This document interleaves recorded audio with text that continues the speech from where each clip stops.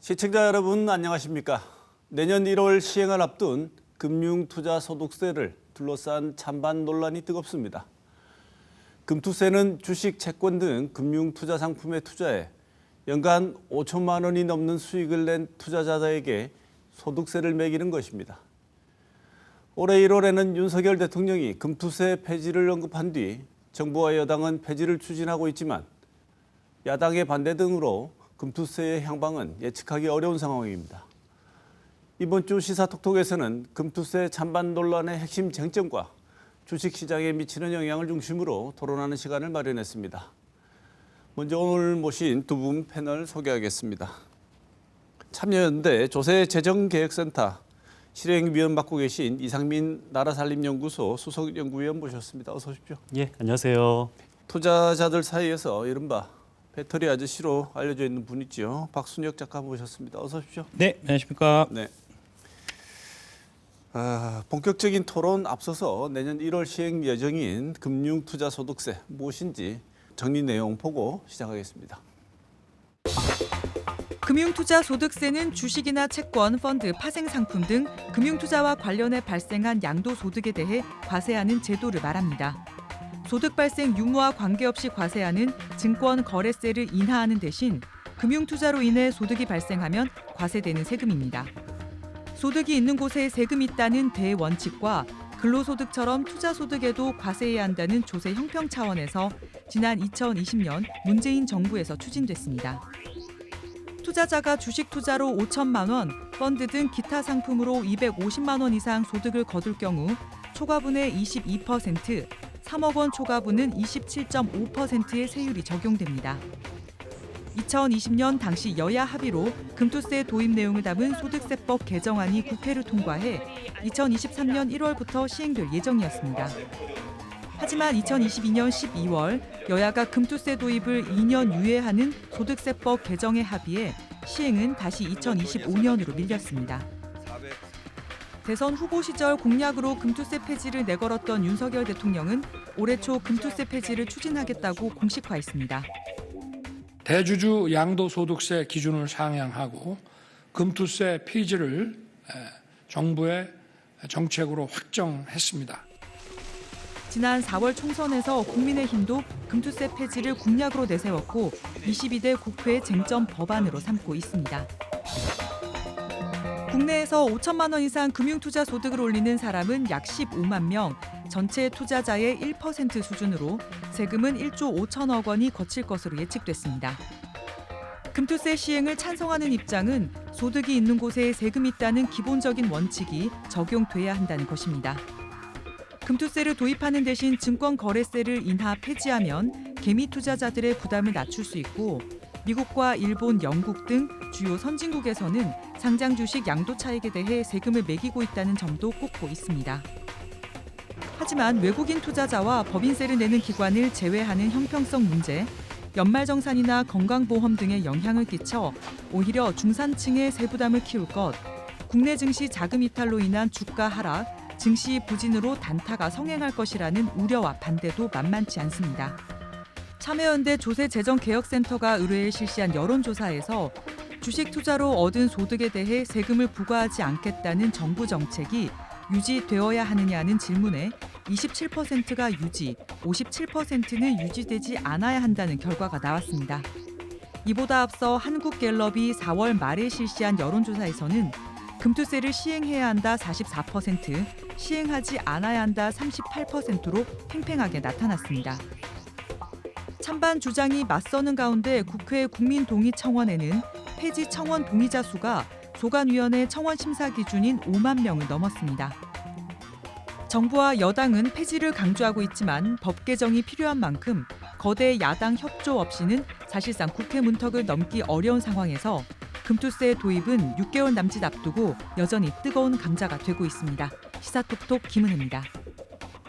자, 먼저 여러 가지 입장이 걸려 있다고는 하지만 두 분이 찬성과 반대하는 이유를 들어야지 좀 더 선명해 질 것 같아서 짧게 이상민 연구위원께 먼저 찬성하시는 핵심 이유 한번 여쭤보겠습니다.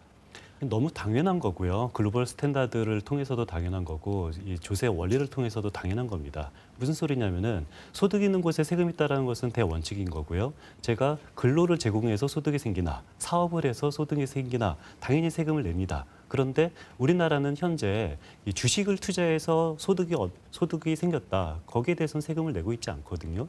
이거는 조세 원리에도 부합하지 않고 글로벌 스탠다드에도 전혀 맞지 않기 때문에 이것에 대해서 세금을 내는 것은 너무도 당연하다라고 생각을 합니다. 네. 자, 이번에 박순혁 선생님 반대 이유가 뭡니까? 예, 저는 이제 세 가지 그 이유 때문에 이제 반대를 하는데 첫 번째는 이제 조세 정의에 어긋나고요. 두 번째는 이제 금투세를 도입했을 경우에 막대한 세수 결손이 예상이 되고요. 세 번째로 이제 금투세 도입에 따른 엄청난 이제 그 부작용이 이제 우려되기 때문에 반대를 합니다. 그 자세한 내용은 이제 앞으로 계속 네. 말씀드리겠습니다. 그러면 바로 쟁점 짚어보겠습니다. 제일 먼저 금투세 시행을 반대했던 논점이 주장이 뭐였냐면 세 가지 이유를 들어서 반대를 하셨는데 제일 처음에 반대했던 근거를 들었던 것이 주식 시장에 미치는 영향이 부정적일 것이다. 그것을 이번에 이제 정부 여당이 금투세를 폐지하겠다고 당론 1호 법안으로 지정해서 완전 폐지 주장할 때 뭐라고 얘기했냐면 이른바 코리아 디스카운트를 오히려 유발한다. 이 법안이 이렇게 얘기를 했는데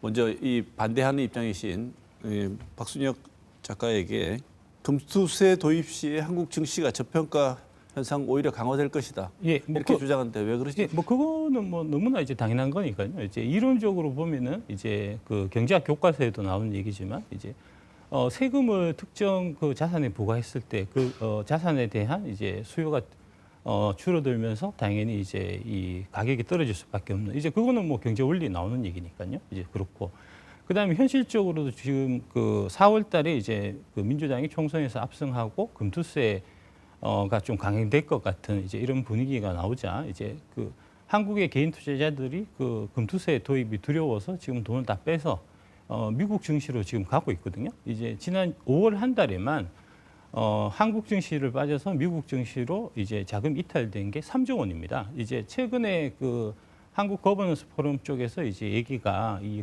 금투세가 도입된다고 하면은 대략 한 15조 원 정도의 이제 투자 자금 이탈이 있을 거다라고 지금 얘기하고 있고 많은 이제 이 그 현업에서 뛰고 있는 이제 이 저기 동기들 이제 증권 쪽 뭐 하시는 분들 얘기를 들어봐도 다 동일한 말씀을 하시니까 뭐 이거는 이론의 여지가 없을 것 같습니다.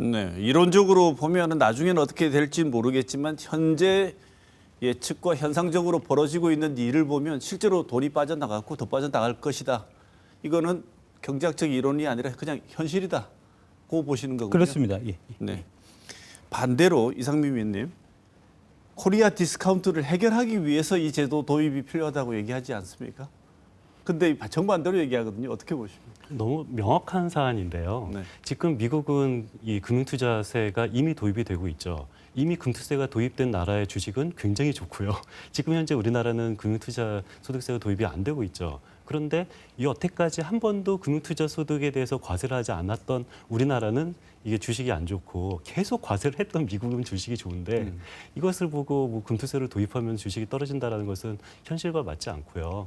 그리고 최근에 뭐 미국으로 많이 그 투자 자금이 가고 있다고 하는데 미국은 금투세를 도입한 나라에 지금 주식 자금이 많이 가고 있습니다. 이 말은 금투세와 상관없이 주식이 오를 것 같으면은 돈이 몰리고 주식이 오르지 않을 것 같으면은 돈이 몰리지 않는다라는 명확한 사실을 증명을 하는 거고요. 네. 그리고 주식 시장이라는 것은 미래를 선반영하는 시장입니다. 미래가 좋을 것 같으면은 먼저 오르고 미래에 악재가 생길 것 같으면은 미리 떨어집니다. 그러니까 이 말은 뭔 소리냐면은 이미 2022년도에 추경호 당시 그 의원이 대표 발의를 해서 금투세가 도입이 됐습니다. 그러니까 20년도에 도입이 됐는데 그리고 나서 시행 시점이 25년입니다. 5년 동안에 이미 금투세는 도입이 된다고 여야 합의를 통해서 이 추경호 원내대표의 대표 발의를 통해서 이미 법이 통과가 됐는데 여기에 대한 영향은 이미 시장에 선 반영됐다라고 보는 것이 맞습니다. 네. 금투세라는 세금이 싫어서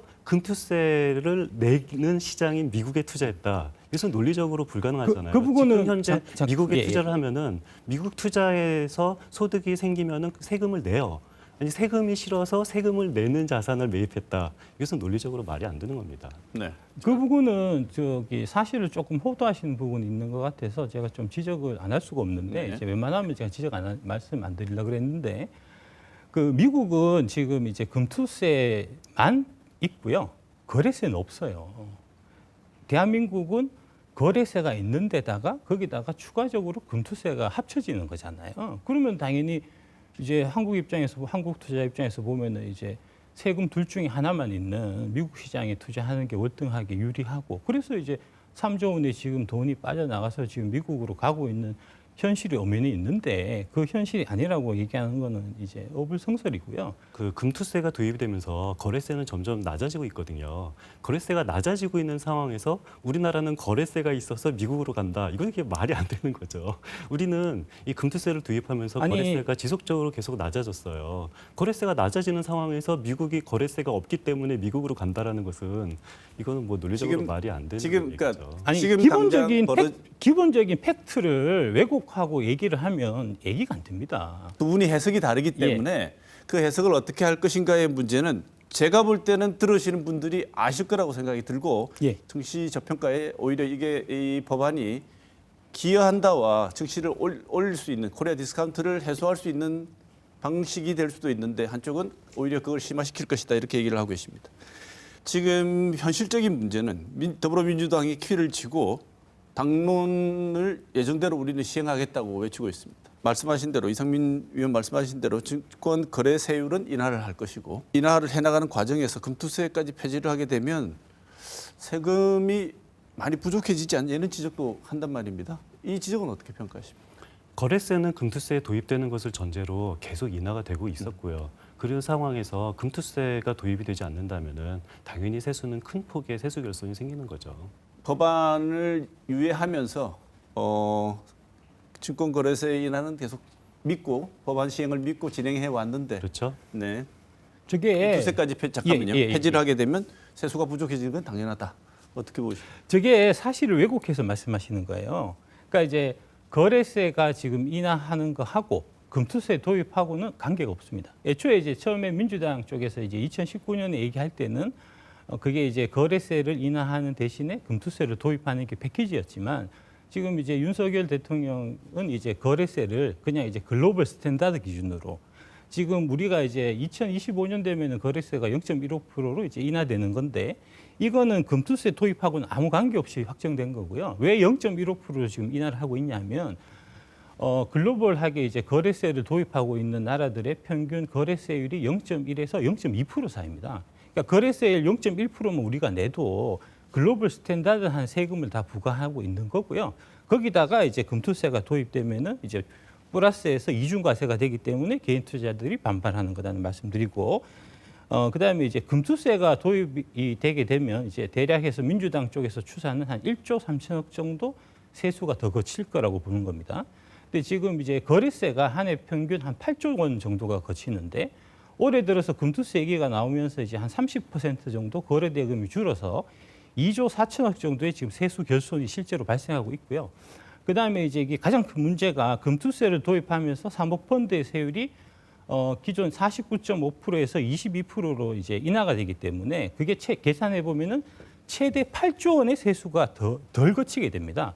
그러니까 이제 금투세를 도입함으로 해서 연간 10조 원의 세수 결손이 지금 발생하는 상황이거든요. 말씀하실 때 자꾸 사실을 왜곡한다고 말씀을 하시는데 그러면 짚어보지 않을 수가 없는 게 금투세 시행을 전제로 점점 예상하고 진행된 것이라고 이렇게 결합된 법안 그다음에 정책이라고 말씀을 하셨고 박순익 작가는 전혀 관계없이 그냥 따로 추진되는 거다 이렇게 말씀하셨는데 그걸 왜곡한다고 말씀하셨기 때문에 예. 그것만 확인을 짧게 하고 이 세수관계 입장에는 듣겠습니다. 어떻습니까? 20년도 추경호 원내대표 대표 발의로 이 금투세 법안이 발의됐을 때 그때부터 로드맵이 생긴 거예요. 그러니까 우리나라는 이 주식 양도 차익에 과세를 하지 않는 대신에 거래세가 지나치게 많이 부과가 됐죠. 근데 주식 개미 투자자 입장에서는 거래세가 오히려 훨씬 더 큰 부담이 되거든요. 그렇기 때문에 거래세를 낮추는 과정에서 금투세를 도입된다라고 이미 2020년도부터 여야가 합의를 한 부분인 거고요. 그리고 또 사모펀드 세율이 내려간다 구조라고 했는데요. 그것은 이 현행 금투세 구조를 좀 오해한 부분이 있는 거고요. 사모펀드 세율은 금투세가 도입이 된다고 하더라도 전혀 내려가지 않습니다. 사모펀드에 투자한 사람이 그 사모펀드에서 받는 배당을 받아요. 근데 사모펀드에서 받는 이익은 그것은 금투 이익이 아니라 배당 이익으로 계속 되거든요. 그렇기 때문에 이 사모펀드가 설령 주식에 투자를 해서 양도 차익을 걷는다 하더라도 그 사모펀드에 투자해서 받는 사람들의 이익은 배당 소득으로 돼서 종합과세가 됩니다. 그렇기 때문에 그것은 금투세 이익이 아니라 배당 소득으로 돼서 이 사모펀드 관련된 세율은 낮아진다라고 말하는 것은 좀 금투세 구조를 오해한 것 같습니다. 네. 저기 금융투자소득세가 도입이 돼서 이제 사모펀드의 세금이 지금은 어떻게 과세가 되고 있냐면은 이제 그 배당 소득으로 돼서 이제 종합소득 이 과세되잖아요. 그러면 이제 최고세율 누진세율 적용받아서 49.5%가 되는데 이번에 이제 금투세가 도입이 되게 되면 이제 배당을 받는 부분은 현행하고 마찬가지지만 사모펀드를 중간에 환매하든지 사모펀드를 이제 만기가 돼서 이제 돈을 만기 수익금을 찾아가게 되면 금융투자 소득으로 바뀌어갖고 금융투자 소득은 지금 단일 세율 22%, 27.5%잖아요.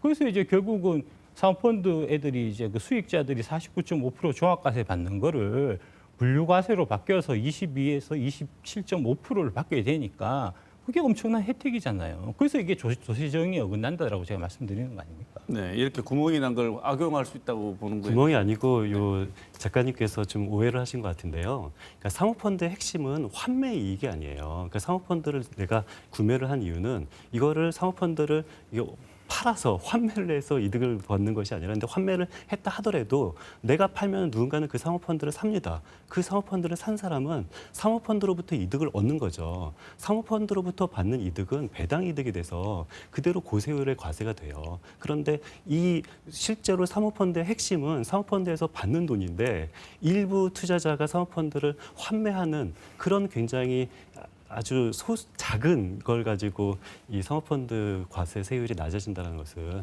이런 사모펀드 이 논리를 조금 오해한 것 같습니다. 그럼 하나만 제가 일부 환매하는 분들은 지금 박 작가 말씀하신 내용처럼 그런 환매한 부분은 되는데 환매를 한 얘기는 판 사람이 있으면 산 사람이 있는 거잖아요. 그런데 이 판 사람 세금이 중요한 것이 아니라 산 사람 세금이 훨씬 더 중요한 거죠. 사모펀드 전체 규모는 판 사람과 산 사람을 하면은 결과적으로 제로섬인 거죠. 네, 알겠습니다. 산 사람은 마찬가지로 최고 세율의 과세가 되는 겁니다. 제가 대한투자신탁이라는 펀드 회사에서 펀드를 직접 팔았고 그다음에 펀드를 직접 운영한 사람입니다. 펀드에서 이제 그 많은 수익은 환매를 통해서 나오는 거고 펀드 그 분배금이라는 게 있거든요. 지금 말씀하시는 배당금 그 부분인데 그 부분은 작은 부분이에요. 그건 제가 실제로 팔아봤고 운영해봤으니까 제가 누구보다도 전문가고 잘할 거 아닙니까? 그다음에 이제 이게 분배를 받든 아니면은 분배금 이제 연말 정산 연말에 이제 상한 그 시점이 돼서 분배금 받기 전에 펀드의 그 가입자들이 이 분배금을 배당을 받으면은 49.5% 세금을 낼 거고 그 전에 환매해서 내가 가지고 가면은 22% 세금만 내잖아요. 그러면 당연히 그 연말에 분배금 받기 전에 그 전에 환매를 해서 22% 세금만 내는 게 그게 이득이니까 당연히 그렇게 할 거 아닙니까? 그거를 그렇게 말씀하시면 안 되죠.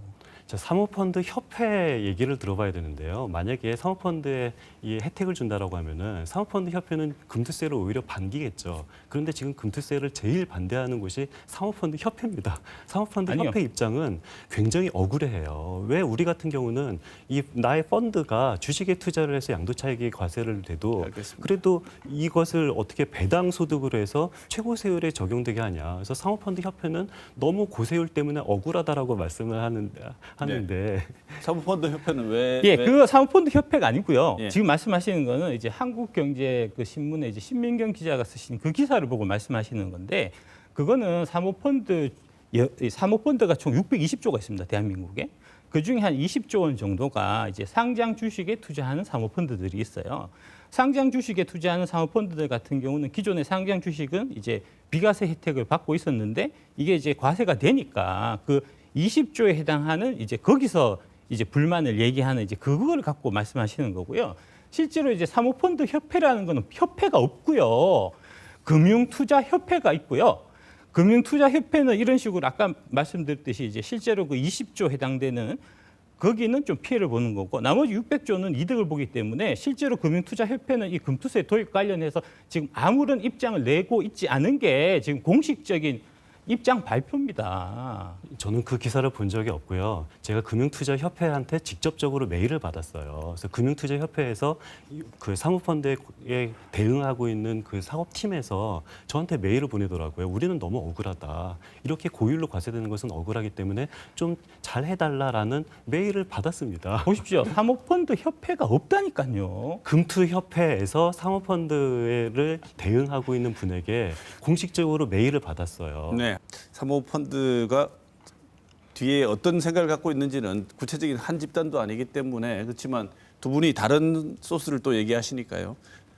이 문제가 왜 어려운가 하면 찾으려면 반대되는 본인만의 주장을 지지하는 근거들이 너무 많아가지고 토론하기가 굉장히 힘든 주제인 것 같습니다. 그래서 또 하나 그래도 짚지 않으면 안 되는 핵심 쟁점 하나 더 짚고 가겠습니다. 이게 제일 많이 나온 얘기죠. 금투세를 없애면 부자들한테 세금을 줄여주는 것이다. 한쪽은 그렇고 결코 그런 입장이 아니다라는 것인데 야당이 주장하는 것처럼 부자 감세라고 보십니까? 부자 감세라는 말보다는요. 이 공평과세가 필요한 거죠. 그러니까 제가 근로를 제공해서 받는 소득에는 과세가 되고 사업을 해서 받는 소득에는 과세가 되고 주식을 투자해서 얻는 소득에는 과세되지 않는다라는 것이 이것이 과연 공정한가?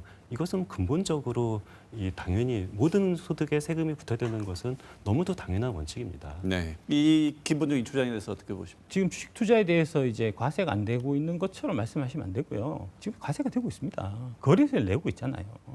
거래세가 도입된 그 초기 목적 자체가 이제 주식 투자에 대한 그 소득에 대한 세금을 매기고 싶었는데 그게 이제 과거에는 이 전산자료라든지 이런 것들이 이제 미진했기 때문에 조세의 편의를 위해서 사실은 거래세를 대신해서 이제 매긴 거고요. 그래서 아까 말씀드린 대로 이제 미국이나 일본이나 이런 선진국 같은 경우는 거래세는 제로고 대신에 이제 이 금투세를 매기는 이제 이런 형태고요.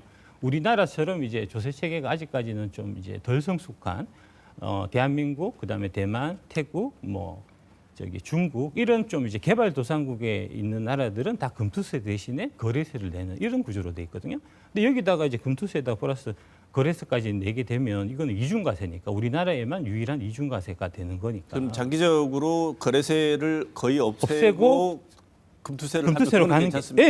예, 그거는 좋죠. 원래 그렇게 해야 입장은 됩니다. 그렇게 예, 하겠다는 거 아닙니까? 제가 듣기로 그런 것 같은데. 지금 현재도 그 아주 낮은 세율의 0.15% 거래세 그 농특세 말고는 거래세는 계속 없어지고 있고요. 그리고 우리나라만 있는 이중과세라고 하는데 그것은 팩트가 아니고요. 그러니까 프랑스나 이태리, 스페인 이런 나라들은 지금 현재 주식 양도차익 과세도 하면서 일정 부분 한 0.2% 정도 거래세를 부과하고 있어요. 그래서 물론 우리나라 같은 경우는 주식 양도차익 소득에 대해서 과세가 없다라는 거는 우리나라는 주식 양도차익 소득에 대해서는 과세를 하고 있지 않는 거죠. 네. 사실은 이제 이 부분은 제가 이제 그 의원님 그 말씀에 동감하는 게 사실은 이제 거래에 대한 세금을 물리는 것보다는 이제 투자 소득 발생한 부분에 대해서 물리는 게 네, 조세 알겠습니다. 원칙적으로는 사실 맞는 겁니다. 네, 그런데 이제 문제가 이게 이제 뭐랄까 다른 이 세법 체계들하고 지금 상충되기 네, 때문에 알겠습니다. 이제 문제가 생기는 거죠.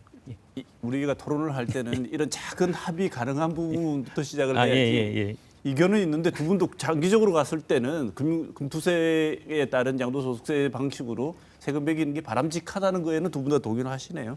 자, 그러면 그렇죠. 그러니까 이 지점이 아마 그런 거하고 연결이 되는 것 같은데 돈을 우리가 근로소득을 해도 너무 적은 소득이 있는 사람들에게까지 이 과세를 하지는 않지 않습니까?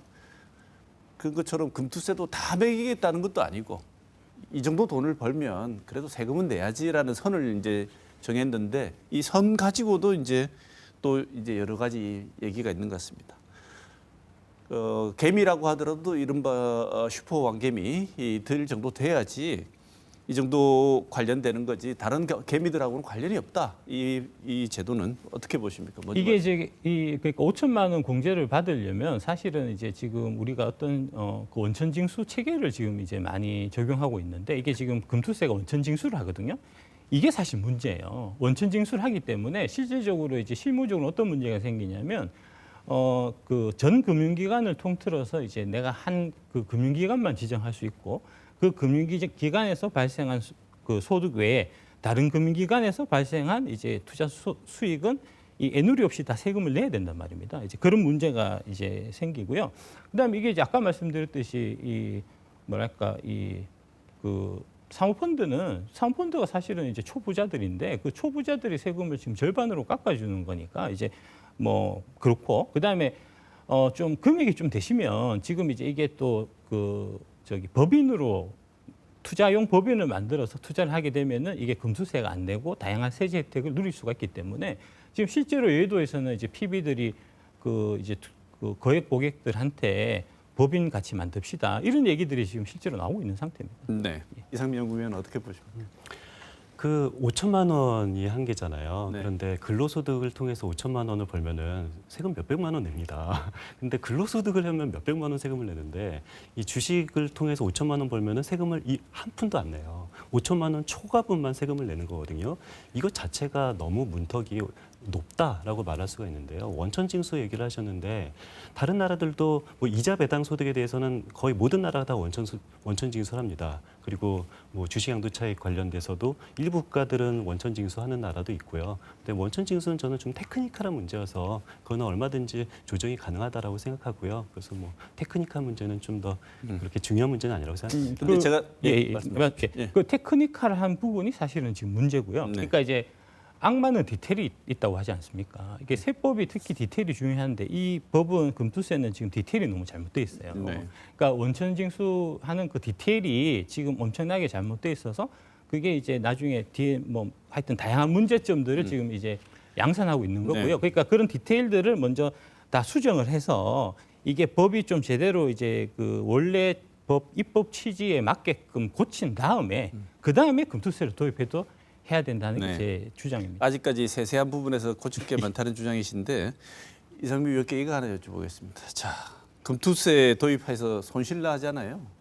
그러면 보전해 준다고 하는데 이거는 사실 좀 익숙하지 않은 겁니다. 일반적으로 투자에 익숙하지 않은 분들한테는 이게 가능한 얘기인가 이런 얘기를 합니다. 다른 제도, 부동산이나 뭐 이런 데는 없는데 이거는 왜 이렇게 해야 되는가? 이 결손금 문제를 제기하는 분들한테 이상민 의원께서 이게 어떤 내용이 있고 어떤 게 쟁점인지에 대해서 설명을 좀 해주시죠. 당연히 손실공제는 해줘야 되는 거고요. 제가 올해 1억을 벌었어요. 그럼 세금 내야겠죠?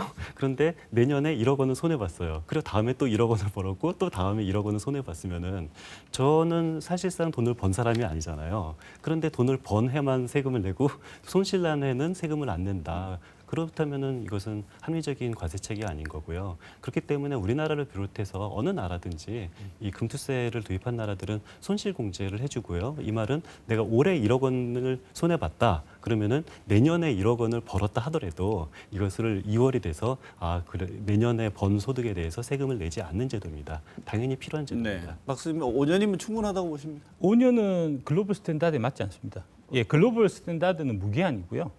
예. 아니 당연히 아니 그 전산 자료만 이렇게 보관하면 언제든지 이제 손실 난 거 나중에 이익 났을 때 까주면 되니까. 그 미국 뭐 일본 뭐 그다음에 영국 다 무기한이에요. 제한이 없어요. 프랑스만 이제 10년으로 제한이 있는데 5년으로 돼 있는 거 우리만 있는 겁니다. 이거는 뭐랄까 조세 당국의 좀 조세 편의를 위해 갖고 지금 이제 만든 것 같은데 이거는 너무 좀 이제 가혹한 이제 법이 아닌가, 이제 규정이 아닌가 그렇게 말씀드리겠습니다. 네. 이 제도 시행하면 이상민 의원께서 보시기에는 예측 가능한 문제 제기 어떤 게 있다고 보십니까? 일단 우리나라만 5년이란 말은 좀 팩트가 아니고요. 그러니까 뭐 미국, 영국은 뭐 영원히 하는 것은 맞아요. 뭐 그것도 당연히 필요하고 일본 같은 경우는 3년이고 스페인은 4년, 뭐 이태리가 5년 정도 그래요. 그래서 뭐 5년 정도 손실공제 해주는 것도 뭐 이렇게 유일한 것도 아니고 뭐 글로벌 스탠다드에 크게 반하는 것은 아닌데요. 근데 웬만하면 5년이면 대부분 되는 게 5년 동안 투자를 하다 보면은 한 해 정도는 이득이 나요. 한 해 정도 이득이 나면은 5년 내내 손실을 보신 분들은 주식 투자를 굉장히 이건 좀 이례적인 일인 거고요. 5년 중에 한 해만 이득이 나면은 계속 그래도 손실공제가 넘어가는데요. 근데 저는 박 작가님 말에 동의하는 게 5년이 글로벌 스탠다드에는 뭐 특별히 안 맞다고 생각하지 않지만 이거를 뭐 10년으로 넘기거나 아니면 영원으로 넘겨도 저는 뭐 그것이 더 합리적이라고 생각합니다. 네, 이 문제는 어떻게 보면 충분히 합의해서 보완할 수 있는 부분이라 생각이 드는데요. 이 부작용이 제기되는 여러 가지 현실적인 문제를 자꾸 제기를 하고 계신데 예측하시는 부작용 어떤 거 있습니까? 제일 큰 게 이제 그 채권 시장이 좀 이제 그 심각하게 좀 위기에 닥치지 않을까. 특히 이제 지금 부동산 좀 PF 쪽에 지금 문제가 되게 많은데 이제 이 그 건설사들이 지금 발행하는 이제 회사채 같은 경우에 이제 기간들이 좀 꺼리기 때문에 그동안은 이제 그 우리가 흔히 채권개미라고 부르는 이제 개인 채권 투자자들이 이제 그 기간이 사지 않는 그 기업 건설사 회사채들을 많이 샀어요. 이제 뭐 금리가 한 7% 8%씩 되니까. 근데 이제 이게 금투세가 도입이 되게 되면은 이 자본 차익 부분에 대해 갖고 또 세금이 생기고 그다음에 이게 복잡합니다. 귀찮거든요. 그래서 이제 그런 부분 때문에 지금 그런 쪽에 이제 그 개인들이 건설사 회사채를 이제 꺼리게 되고 그러면은 그거는 이 자금 융통이 안 되니까 이제 이게 건설사들을 포함해서 이제 신용도가 떨어지는 그 기업들이 차안이 안 돼 갖고 이제 회사가 부도가 나고 문을 닫고 거기에 다니는 이제 근로자들은 다 직장을 잃고 이제 관련해서 금융사들도 같이 이제 이 부실 채권을 또 안는 이런 식으로 이제 되게 커질 수 있기 네. 때문에 좀 조심해야 돼. 이거는 네. 좀 이제 좀 그런 문제가 있습니다. 네. 네. 혹시라도 사소해 보이는 일이었는데 그게 시발이 돼서 이렇게 연쇄 효과를 나타내면 경제적인 어떤 측면에서 굉장히 큰 부작용이 올 수도 있다. 이런 걱정이신 것 같은데 이런 부작용 우려에 대해서는 어떻게 보십니까? 모든 세금에는 부작용이 있을 수밖에 없죠. 소득세도 굉장히 복잡하고 내가 열심히 일해서 번 소득에 대해서 그리고 내가 빚을 갚기 위해서 나의 소득에 다 들어가는데도 우리는 소득세를 냅니다. 부가치세도 부작용이 굉장히 많죠. 물가를 올리죠. 그럼에도 불구하고 부가치세를 냅니다. 금투세 당연히 부작용이 있습니다. 모든 세금이 부작용이 있는 것처럼 부작용이 있는데요. 문제는 금투세를 도입하지 않았을 경우에도 부작용이 존재한다라는 건데요. 무슨 소리냐면은 금투세는 다른 모든 선진국이 이 도입을 한 것처럼 우리나라도 언젠가는 도입을 해야 됩니다. 10년 뒤일든 5년 뒤일든 언젠가는 도입을 해야 되는데 만약에 내년 1월 1일 날 도입을 하지 않는다라고 하면은 시장에서는 이 불확정성이 생기는 거예요. 5년 뒤에 금투세가 도입이 될지 10년 뒤에 금투세가 도입이 될지 항상 불안감, 예측 불가능성에서 이 주식 투자 시장이 형성이 되는 건데 주식 시장이 제일 싫어하는 것은 악재나 호재가 아니라 불확실성입니다. 차라리 악재라도 현실화가 되고 불확실성이 해소가 되면은 주식이 오르는 경험이 굉장히 많이 있거든요. 그렇기 때문에 저는 불확실성을 없애기 위해서라도 내년도 1월 1일 날 이미 법이 바뀌었기 때문에 도입이 되어야 된다고 생각합니다. 네. 불확실성이 유지가 된다는 것은 특히나 경제적인 투자하시는 분들한테도 오히려 손해가 될 수도 있다고 말씀을 주셨는데 그래서 차라리 약간의 부작용을 각오하고서라도 이미 예고되어 있고 불확실성을 제거하는 차원에서 내년 1월 1일에 시행하는 게 옳다고 시기 자체는 그렇다고 얘기를 이상민 의원께서 하셨는데 박 작가 보시기에는 지금은 현실적으로 그런 상황이 아니다 위험하다 이렇게 보십니까? 그렇죠. 이제 금투세를 이제 폐지를 민주당에서 얘기를 하면은 불확실성이 이제 제거가 되는 거니까요. 그다음에 이제 아까 말씀하신 이제 금투세를 도입한다고 하더라도 지금 이제 여러 가지 현행 세법 체계하고 상충되고 그다음에 우리가 받아들일 수 있는 지금 여건이 안 되기 때문에 이제 그런 부분들이 다 그 완비된 다음에 그다음에 금투세가 도입된다고 하면 그거는 이제 부작용도 없을 거고 이제 불확실성도 없을 테니까 모든 다른 제도의 부작용을 완전히 제거하고 난 뒤에 시행할 수 있는 제도가 있을까요? 충분히 지금 제거할 수 있는 것들이 많이 있는 거죠. 대표적으로 이제 사모펀드 세금을 왜 49.5를 22% 깎아줍니까? 일단 시행하고 제도를 정비해 나가는 노력은 어떻습니까? 그러니까 아니 그건 안 되죠. 지금 너무 많이 보이니까요. 이제 이 제도가 도입됨으로 인한 이제 그 엄청난 폐해가 너무 눈에 많이 보이는데 제가 궁금해하는 예. 이유는 이상민 의원께 한번 여쭤보고 싶습니다. 이런 문제제기 많았지 않습니까? 조정을 좀 해서 시행을 하자 이러면 동력이 좀 떨어지는 겁니까? 유예를 하면서 고민을 많이 했을 거 아닙니까? 왜 이런 게 수정이 되거나 논의가 안 됐죠 그동안? 뭐 계속 논의는 되고 있었고요. 근데 그 내년 1월 1일이 저는 굉장히 중요한 시기라고 생각하는 게 뭐 다 고치고 뭐 다음에 시행해도 되겠지라고 생각을 하면은 우리가 금투세가 2번 미뤄지는 거거든요. 네. 이미 23년도에 미뤄졌어요. 그리고 25년도에 또 한 번 미뤄지고 그러면은 다 고치고 뭐 한 30년도에 도입한다라고 하면은 2030년도가 됐을 때 시장은 이미 2번씩이나 미뤄졌는데 3번이라고 안 미뤄지겠어?라고 하면은 이거는 예측 가능성이 이거는 계속 훼손이 될 수밖에 없어요. 2030년에도 과연 이게 도입이 될까 안 될까라고 해서 이번 2번째 미루면은 시장의 불확실성이 너무 커지기 때문에 저는 2번째는 미루면 안 된다라고 생각합니다. 네. 지금 문제점 몇 가지 저희들이 짚어보고 있는데 문제 제기된 내용들이 이런 게 있습니다. 최근에 제기된 문제 제기 내용 중에 하나는 5천만 원 이상 수익 내는 거대 슈퍼 왕개미들 얘기만이 아니라 개인 투자자들도 조금 힘들어질 수 있다 이런 문제 제기가 있었습니다. 부양 가족이 주식 투자로 100만 원 이상 벌게 되면 인적공제에서 제외되고 건강보험료 올라갈 수 있는 가능성이 커진다. 현실적으로 지금 제도상으로 이렇게 될 수밖에 없는 제도란 문제 제기가 있습니다.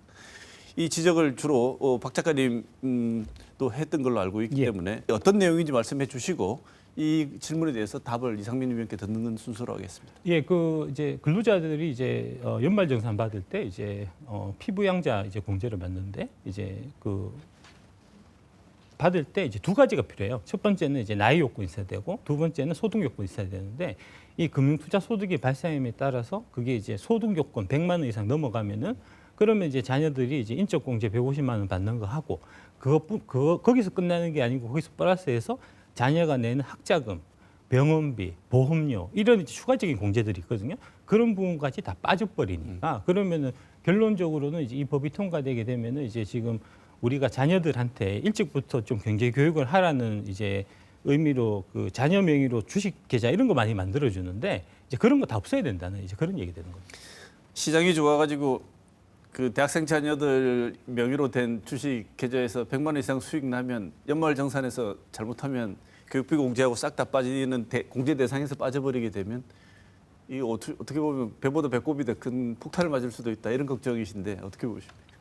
그 지금 연말정산 공제를 빠지려면은 소득이 일정 규모 이상이 되면 빠지게 되는데요. 예를 들어서 우리 아버지가 수의를 해서 100만 원 소득이 생기면은 연말공제 대상에서 제외가 되거든요. 근데 어떤 분 아버지는 주식을 투자해가지고 몇백만 원이 생겨도 현재는 연말공제 대상에서 제외가 되지 않았어요.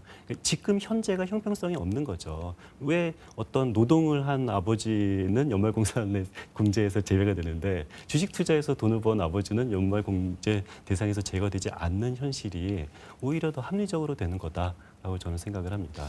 지금 그렇다면 박 작가님 예상하기에 100만 원 기준 계속 가지고 가면 그리고 제도가 시행되면 여기에 직간접적으로 영향을 받는 사람 얼마나 된다고 예상하십니까? 수십만 명 되겠죠. 수십만 명. 예, 최근에 이제 그 2020년 코로나 그때 이제 증시가 막 화랑이 되면서 이제 그때 붐이 불었던 게 실제로 뭐 증권사나 이제 금감원 같은 쪽에서도 많이 이제 그 장려했던 게 자녀 명의로 이제 증권 계좌 만들어주는 어릴 때부터 이제 경제 교육을 시켜야 되겠다.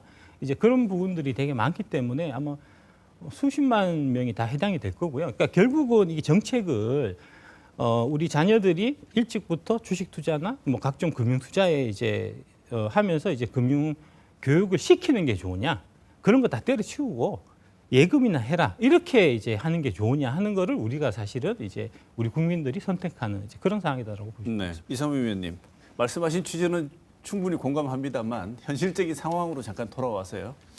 100만 원 넘을 가능성은 굉장히 많이 있어 보이지 않습니까?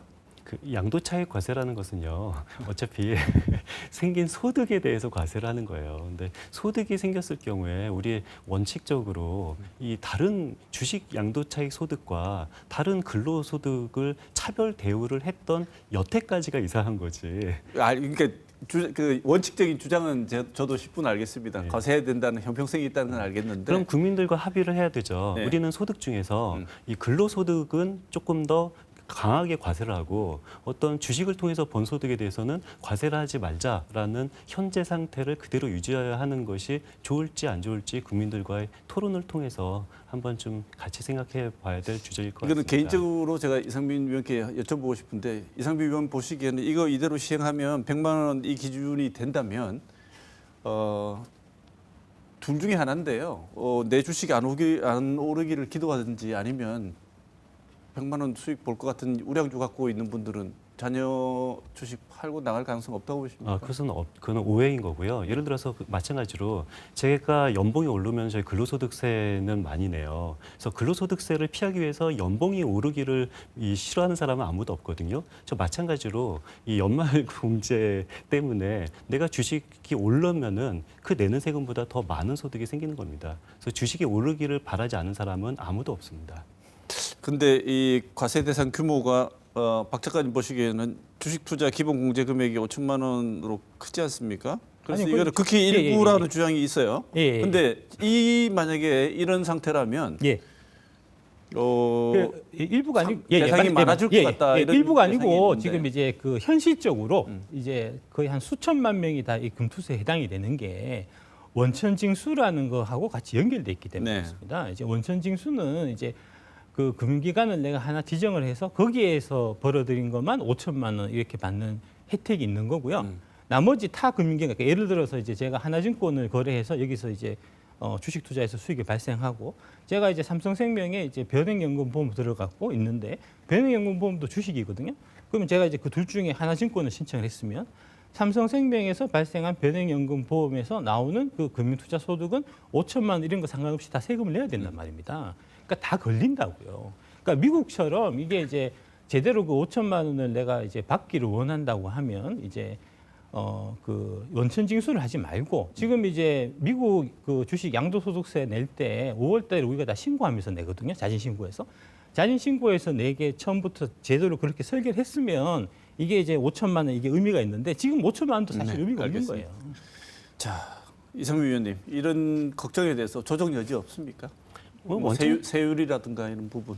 원천징수에 대해서는 얼마든지 뭐 테크니컬하게 조정할 요지는 저는 충분히 있다라고 보고요. 근데 미국 같은 경우도 이자 배당에 대해서는 원천징수를 하고 있어요. 일본 같은 경우도 주식 양도 차익에 대해서 원천징수를 하고 있고요. 근데 뭐 이런 부분에 대해서는 저는 충분히 조정할 수 있다라고 적극적으로 네, 20에서 작가님과 25% 비슷한 여기서 이렇게 올라가면 두 분도 마찬가지겠지만 사실은 세금 내는 거 좋아하는 사람 아무도 없습니다. 우리가 당위니까 내야 한다는 것 때문에 내지만 근데 0에서 25에서 어이 뭐야 이런 생각이 당연히 들 텐데요. 좀 세율을 단계적으로 조정하는 건 안 같은 거는 생각해 보신 적이 없으신가요? 미국 같은 경우는 1년 이내 단기 투자 같은 경우는 아예 20%이 저세율이 아니라 종합과세가 돼서 최고 세율의 과세가 돼요. 워런 버핏이 이런 말을 했거든요. 나의 세율보다 내 비서세율이 더 낮다. 왜냐하면은 워런 버핏의 대부분의 소득은 이 근로소득이 아니라 이 배당소득이잖아요. 그래서 워런 버핏은 너무 이렇게 배당소득에 대해서 세율이 근로소득보다 낮은 것은 이것은 정의롭지 않다라고 말을 했는데 지금도 뭐 25%가 이 근로소득세율보다는 고소득 기준으로는 굉장히 낮은 세율입니다. 그래서 지금도 차라리 저는 낮다라고 생각을 네. 합니다. 워렌 버핏이니까 그러지 않을까 싶긴 한데요. 자, 금투세 이게 한 차례 유예를 했지 않습니까? 그런데 지금도 여전히 찬반이고 제 생각으로는 두 분이 오늘 말씀하신 내용을 진행 과정을 봐도 원점 재검토하거나 법안을 시행하거나 간에 또 공이 걱정이 되는 내용으로 사람들이 걱정 많이 하는 게 뭐냐면 장기 투자 안 할 거야. 이렇게 되면 길게 가져갈 수 있겠느냐 이런 걱정을 하는데 장기 투자 유인책이 없다 이렇게 얘기하는데 장기 투자 유인책이 필요한 이유가 뭡니까, 박 작가님? 장기 투자를 이제 그 해야 이제 기업하고 내가 동행해서 같이 이제 성장하는 이제 그런 형태가 되고 그게 이제 건전한 투자 문화니까요.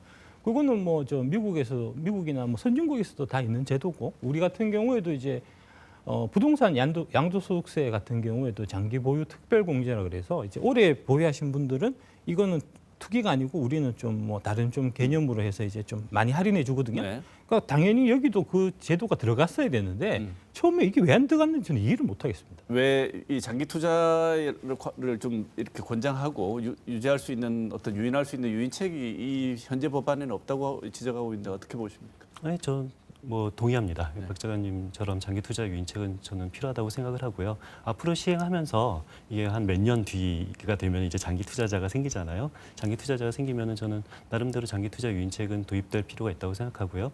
미국 같은 경우는 단기 투자에 대해서 좀 더 징벌적으로 고세율에 적용합니다. 뭐 우리나라도 이 단기 투자에 대해서 더 고세율을 적용하는 방법도 있고 알겠습니다. 장기 투자에 대해서 좀 더 유인책을 적용하는 거 저는 다 바람직하다고 네. 봅니다. 아마 오늘 밤을 새도 이 문제는 확대되면은 너무나 많은 얘기들을 나눠야 될 것 같아서 오늘 토론은 이제 마무리를 할 시간이 된 것 같습니다. 오늘 1분씩 드리겠습니다.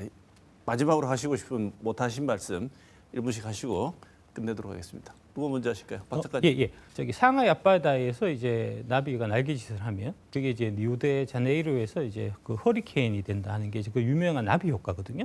그 나비 효과가 발생한 이유가 뭐냐면은 이제 이 복잡계이기 때문에 우리 이 경제 체계가 그 전형적인 복잡계입니다. 그래서 이제 이 세법 사소한 거 하나만 잘못 건드려도 이게 이제 경제에서는 엄청난 파급 효과를 좀 불러일으킬 수 있는 위험이 있기 때문에 되게 신중하게 다뤄야 되는데 이 금투세 문제가 그런 신중함이 많이 부족했었다는 말씀드리고 그래서 이 신중함을 제고하기 위해서 이제 오늘 이런 자리 같은 이제 다양한 토론 자리가 좀 많이 앞으로 이제 열렸으면 좀 좋겠다는 말씀드리고 있습니다. 네. 이상민 위원님. 미래 주식을 예측할 수 있는 사람은 아무도 없죠. 그렇지만 과거 경험을 통해서 우리는 교훈을 배워야 돼요. 과거 경험이 어땠냐면은 우리나라는 주식 양도 차익이 계속 없었고 계속 주식이 이렇게 박스피가 되고 있습니다. 미국은 주식 양도 차익이 도입된 지 굉장히 오래됐고요. 미국 주식은 지금 사상 최대값을 하고 있죠. 제가 가장 우려하는 것은 시장의 불확정성입니다. 주식 양도 차익 과세가 내년 1월 1일 날 되지 않으면은 대체 언제 주식 양도 차익 과세가 될지 항상 시장은 불안감에 평생 시달릴 수밖에 없는데요. 저는 이 불확정성을 빨리 해소했으면 좋겠습니다. 네. 자, 오늘 배터리 아저씨 박순혁 작가, 이상민 나라살림연구소 수석연구위원 두 분 모시고 정말 뜨거운 감자 금투세 찬반 논란 살펴봤습니다. 자, 오늘 좋은 말씀 주신 두 분 감사드립니다. 오늘 토론 여기서 마치겠습니다. 고맙습니다.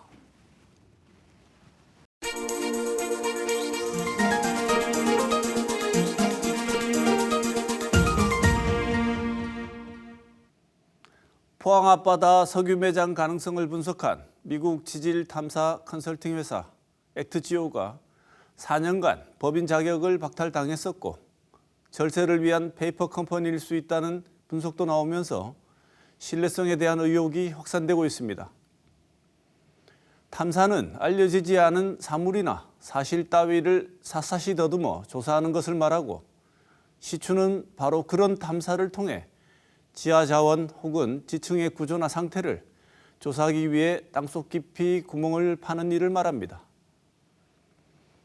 여기에는 과학적인 근거와 고도의 전문성이 동반되어야 합니다.